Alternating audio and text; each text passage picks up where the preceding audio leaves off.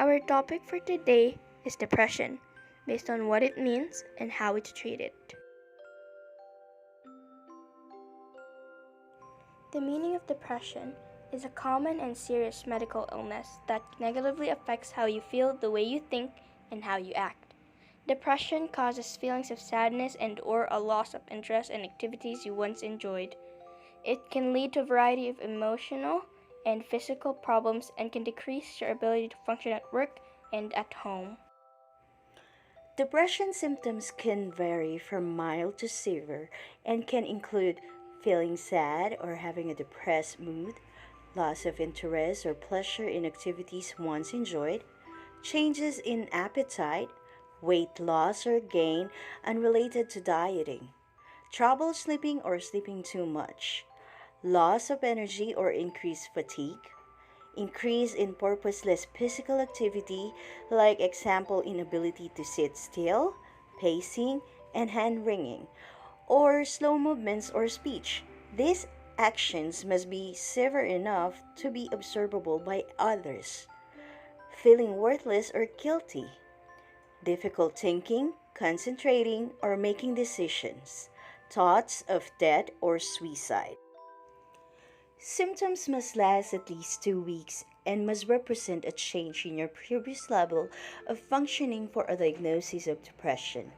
Depression affects an estimated 1 in 15 adults, like 6.7% in any given year, and 1 in 6 people, or 16.6%, will experience depression at some time in their life.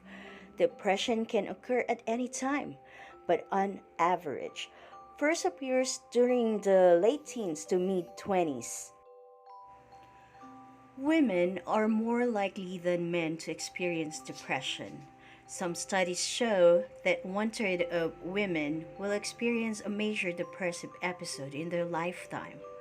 There is a high degree of heritability, approximately 40%, when first degree relatives like parents, children, or siblings have depression.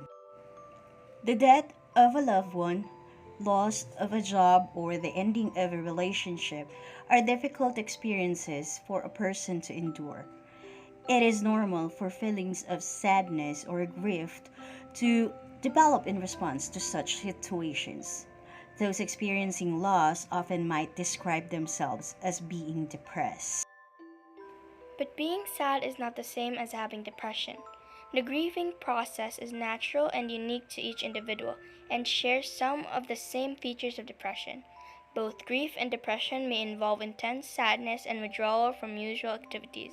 They are also different in important ways.